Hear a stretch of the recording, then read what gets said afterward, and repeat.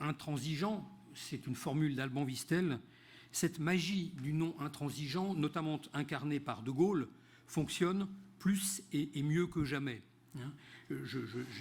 À l'appui de cette idée, c'est les mots d'André Malraux, écrits beaucoup plus tard dans Les chaînes qu'on abat. Malraux s'adressait alors au général de Gaulle, et voici ce qu'il disait. « Vous vous souvenez de la foule debout quand j'ai répondu à je ne sais quel minable qui vous attaquait, l'homme qui, dans le terrible sommeil de notre pays, en maintint l'honneur comme un invincible songe. La magie du non intransigeant, incarnée notamment par De Gaulle, fonctionne mieux et plus que jamais. » Une fois encore donc, l'échéance du constat de la situation réelle de la France est repoussée. Il faudra en fait la décolonisation, avec son cortège d'erreurs et d'épreuves, pour que la vérité s'impose finalement sur le nouveau statut de la France sur l'échiquier mondial. Merci. Merci. Alors, Douglas, oui.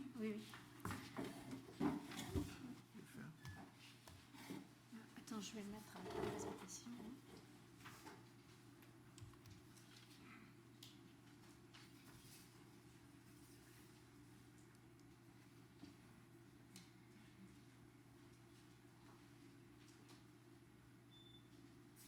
Bon, ça va marcher, non? Ça marche. Il faut que je trouve. Hein? Oui, ça va marcher. Voilà. 5. Ah, c'est mes... C'est pas toi. Ok. C'est là, tu le vois. Ok. Oui. Non, mais il n'y a rien là. Ah. Non, c'est pas grave. Bon, on va... Attends, non.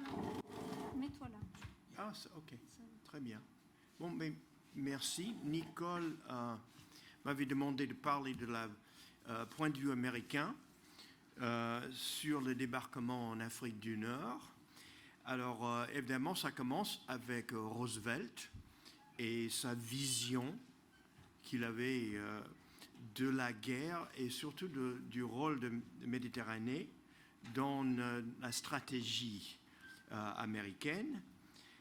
Bien sûr, Washington avait une politique de Europe First. L'Europe, c'est la priorité sur l'Europe. Mais il n'y avait pas un mécanisme cohérent de la formulation, l'application de cette stratégie au début du conflit. Au fait matériel, les hommes partis dans tous les sens. Il y a beaucoup de pression sur de donner la priorité au Japon, parce que c'était le Japon qui a attaqué les Américains, surtout la marine américaine, mettait beaucoup de pression de mettre la priorité sur le Pacifique, dont c'était à Roosevelt de reprendre en main la stratégie, non seulement de Europe First, mais où en Europe? C'était le nord de l'Europe, c'est-à-dire Sledgehammer, c'était Cross-Channel, de traverser le Channel en 42 au 43, qui favorisait Marshall et Eisenhower et tous les chefs militaires américains, ou d'entrer en Méditerranée. On sait, par exemple, que la décision d'actionner l'invasion d'Afrique du Nord a été prise le 22 juillet 42, le jour avant que Guillaume a parlé de meeting entre Maréchal et De Gaulle à Londres. Et Eisenhower a dénoncé cette décision comme the blackest day in history, le jour le plus noir d'histoire, parce qu'ils avaient peur que les Russes allaient tomber.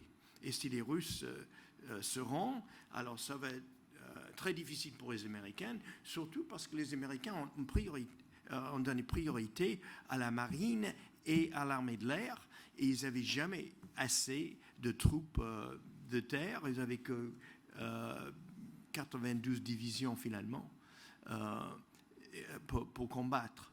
Donc ils avaient besoin des troupes russes pour compléter les manques de troupes américaines.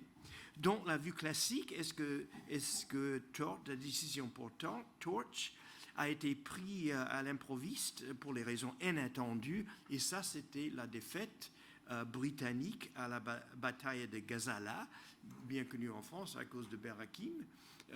victoire pour les Français, mais la défaite pour les Britanniques en général, qui était suivie par la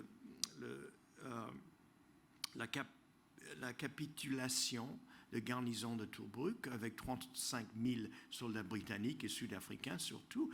Et Tobruk était le symbole de la résistance britannique en Méditerranée, parce que ça a soutenu un siège en 1941 de presque un an.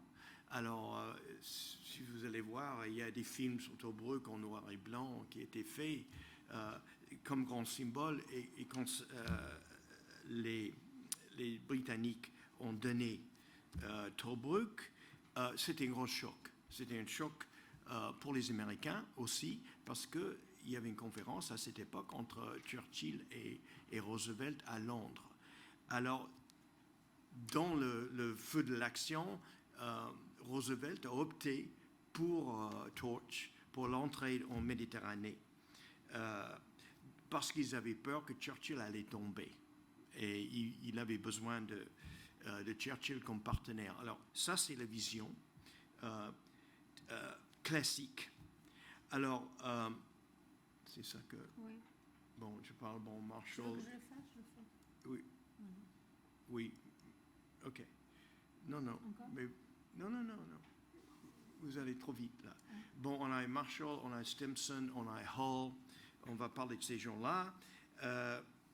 Et dans la vision de Marshall et d'Eisenhower, Roosevelt s'est laissé rouler par Churchill à Washington en juillet 1942, à soutenir une stratégie périphérique en Méditerranée qui était dans les intérêts de l'Empire britannique et non américain. Pour les raisons, les Alliés ont investi du temps, des troupes, etc., dans un théâtre périphérique, qu'ils ont gaspillé le matériel, ont gaspillé du temps. Alors, mais dans ces dernières années, cette vision a été un peu changée. J'ai commencé avec mon livre sur la Méditerranée, et il y a des études d'Andrew Buchanan, qui c'est un universitaire britannique qui enseigne aux États-Unis, qui a bien développé. Il y a beaucoup de travail fait par les Italiens, qui a beaucoup revisé notre vision du rôle de Méditerranée dans la guerre et dans le succès éventuel des Américains, enfin des Alliés dans la guerre. Mais c'est difficile parce que le pensée de Roosevelt, des documents qui précisent sa pensée, ça manque. Et aussi, cette interprétation est liée beaucoup liée à la personnalité de l'homme lui-même. Alors, Guillaume a évoqué l'accord d'Orland, le Dorland Deal, qui, ma thèse, ce n'était pas une aberration de la politique américaine, mais au fait, c'est un retour dans les circonstances confuses du 8 novembre à la politique primitive de Roosevelt de se retourner Vichy, au moins en Afrique du Nord, de la neutralité à la belligérance. Il faisait partie du pragmatisme de Roosevelt qui visait de sauver les vies de GIs et de poursuivre la guerre contre l'Axe. Le problème pour Roosevelt, c'était que c'est trop tard d'appliquer une politique qui était déjà démodée en novembre 1942. Bon, on connaît bien l'histoire de Robert Murphy et on avait déjà parlé de ses tentatives d'organiser une résistance en Afrique du Nord et les actes de résistance en Alger pendant la nuit de 7-8 novembre, bien sûr, a paralysé la réponse de Darlan et de Juin à l'invasion. Et puis, c'était cette résistance qui était trahie. La trahison de la résistance par les accords de Clark-Darlan a rendu la politique de pragmatisme de Roosevelt plus difficile à appliquer. Et le rôle de la résistance dans Torch, suivi par le meeting de Gaulle FDR, de Roosevelt à Anfa en janvier 1942, le rôle joué par les communistes, surtout dans la libération de la Corse en septembre 1943, ont persuadé les gaullistes que les Français libres devraient commencer à organiser et définir un rôle politique pour la résistance en France, de quoi Guillaume a déjà parlé. Dans l'argument que je poursuis, c'est aussi l'argument d'Andrew Buchanan, c'est que la résistance a facilité l'invasion anglo-américaine de l'Afrique du Nord, dans le sens que ça a fourni des renseignements concrets, c'est-à-dire actionable intelligence, qu'il y avait des Français qui allaient aider les Américains et que ces renseignements qui étaient fournis par le réseau polonais et tout ça, ça donnait la preuve que Roosevelt nécessitait pour donner à Marshall et à Eisenhower que les Français étaient là pour être libérés. Et donc ça fortifiait son argument de partir en Méditerranée et pas de partir de faire sledgehammer. Alors, on sait que FDR de Roosevelt, c'était une personnalité, un homme politique très fin, charmeur, très aimable, sachant prendre son interlocuteur de bon côté. Il avait été le secrétaire de l'État de Marine. C'était un navaliste, comme Churchill, tous les deux. Alors, il était persuadé que c'était la marine américaine, comme la marine britannique, le Royal Navy, qui donnait un avantage aux anglo-saxons, pour utiliser un terme français qu'on n'utilise pas aux États-Unis, mais qui donnait l'avantage, qui leur donnait la possibilité d'aller où ils voulaient dans le monde. Et comme ça, la Méditerranée a ouvert la possibilité d'entrer en Europe pour Roosevelt. Surtout en 1942, quand l'armée américaine n'était pas assez forte et la marine et l'armée de l'air n'étaient pas assez fortes pour dominer l'Europe, pour poursuivre Sledgehammer. Alors, Marshall et l'état-major suprême américain casse les pieds de Roosevelt avec ses obsessions avec Sledgehammer, c'est Massett, le nom de code de l'invasion de l'Europe du Nord en 1942-1943. Mais ils étaient soutenus par Hull et Stimson. Stimson, c'était un républicain, Roosevelt, bien sûr, un démocrate. Hull, c'était un démocrate, mais conservateur. C'était un sénateur de Tennessee. Et Roosevelt dépendait sur lui pour garder en main des démocrates du Sud.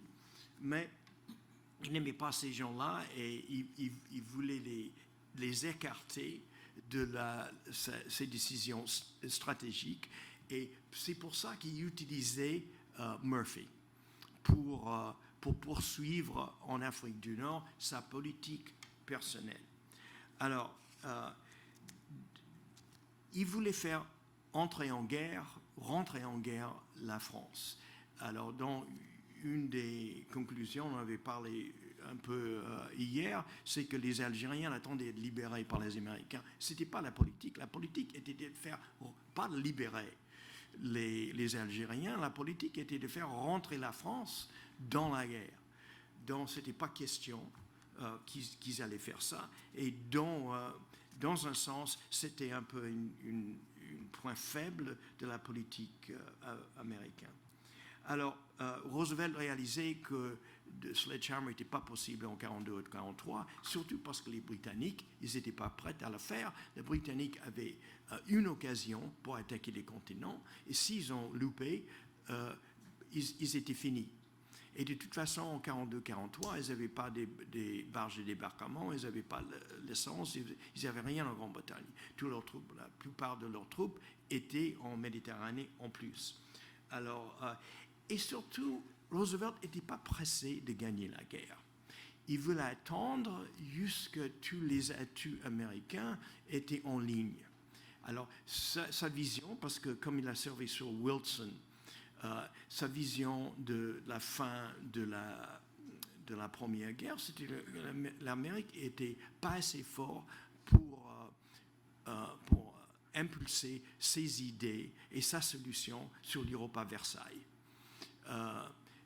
Donc, s'ils avaient attendu plus longtemps, si la guerre avait continué en 1919 et 1920, les Américains auraient été plus forts pour imposer leur point de vue sur les Européens et on n'aurait pas eu une deuxième guerre. Enfin, c'est une vision de cette génération que la deuxième guerre, c'était le deuxième chapitre de la Première Guerre. Alors, donc, ils voulaient créer une situation que l'Europe ne retourne pas à la guerre. L'Europe était le problème, le continent problématique de cette génération, comme un peu on pense de Moyen-Orient aujourd'hui comme le problème. Les guerres, ça sort de l'Europe. Alors, il faut résoudre ce problème. Alors, quelle était la stratégie?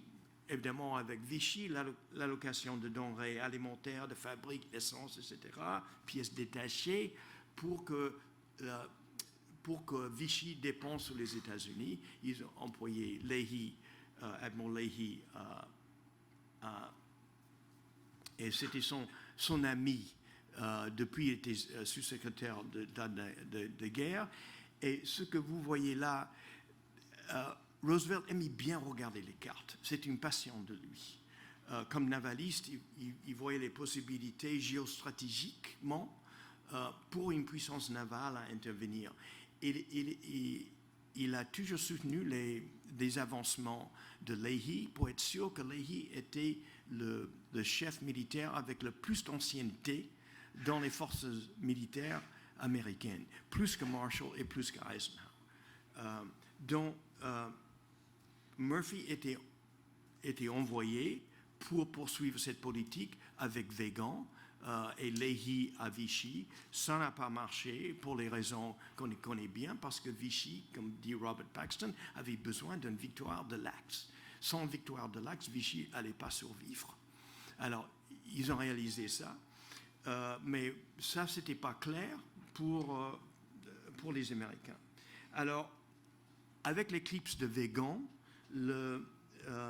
les espoirs de Roosevelt qu'il va recevoir une invitation d'occuper l'Afrique du Nord à l'amiable, ça n'a pas marché. Alors, Murphy a été utilisé pour créer une résistance. Et ça, c'était le problème des intangibles de Murphy. Il y avait trois: la réaction d'Hitler, la réaction de Franco et les réactions des Français. Bon, on sait que les Américains avaient peur que Franco allait inviter les Allemands de passer par l'Espagne, de prendre Gibraltar, et ça va fermer la Méditerranée aux Américains. Alors ça, c'était son grand peur. Donc c'est pour ça qu'on avait eu une invasion de Casablanca. Et les Britanniques ont dit, il ne faut pas aller à Casablanca, il faut aller plus à l'est pour prendre la Tunisie avant, mais c'était cette peur. Mais la réaction des Français, c'était le plus dangereux des intangibles d'après Murphy. Et comme ça, vous voyez,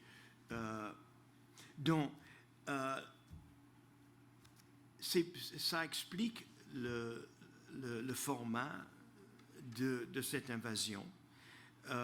Mais alors, qu'est-ce que c'était le résultat? Bon, le résultat était, Torch a avancé à cause de la résistance dans les calculs stratégiques pour les raisons que Guillaume vient d'annoncer. Le Darlan Deal a beaucoup challengé la vision américaine de ce qu'il fait, parce que Torch et le Darlan Deal s'accordaient très mal avec la vision américaine de leur pays, de sa place dans le monde et son importance dans la guerre. Ce n'était pas une victoire claire et nette à fêter. C'est un compromis, c'est une négociation.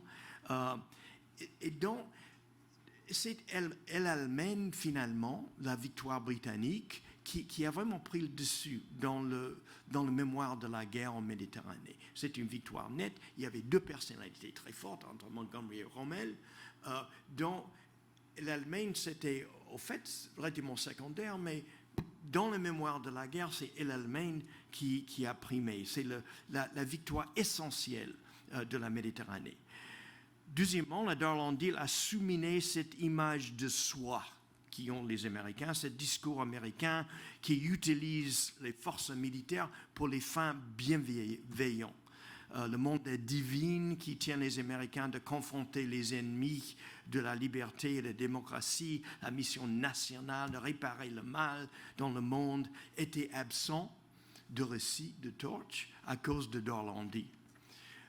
Les Américains étaient victimes de leurs propres préjugés raciaux, surtout Nugez qui a manipulé les Eisenhower en disant, il présentait une image des habitants d'Afrique du Nord comme irresponsables, violents, quasi-criminels, qui nécessitaient une main forte pour les contrôler. Cela accordait parfaitement avec l'image qui tenait les Américains de la population noire américaine. Alors, donc, s'accordait très bien, malgré le message de la Charte atlantique, les 4 libertés. Eisenhower préférait laisser aux experts français l'encadrement et la gestion des tribus de l'Afrique du Nord. Alors, Torch aussi a renforcé l'image négative que chaque pays, la France et l'Amérique, se tenaient de l'autre. Pour les Français, les Américains restaient des grands naïfs. Pour les Américains, les Français restaient incompréhensibles. La comédie politique d'Alger, le sabotage de la flotte, qui était très important pour Roosevelt, c'est navaliste, c'est une des raisons qu'il voulait faire Torch, et l'explication de Darlan Deal, c'est de tenir la flotte française, mais il se saborde à la place. On ne peut pas comprendre ça, les Américains. Et l'ouverture de la Tunisie aux forces de l'Axe fut incompréhensible pour les Américains. Alors cette image des Français divisés et querelleurs, ça a duré toute la guerre, au fait, et ça a continué jusqu'à Alsace, etc. Et en plus, comme disait Guillaume, la sabotage de la flotte a renforcé cette image de la France comme deuxième puissance. Torch était là pour attirer les Français. Des gens de génération de Roosevelt avaient cette image de la France qui était le pilier de la Première Guerre. Et maintenant, sans la flotte, la France n'était plus une puissance méditerranéenne. Alors, cette méfiance a continué malgré la réussite de Monte Cassino. Bon, merci. Merci beaucoup.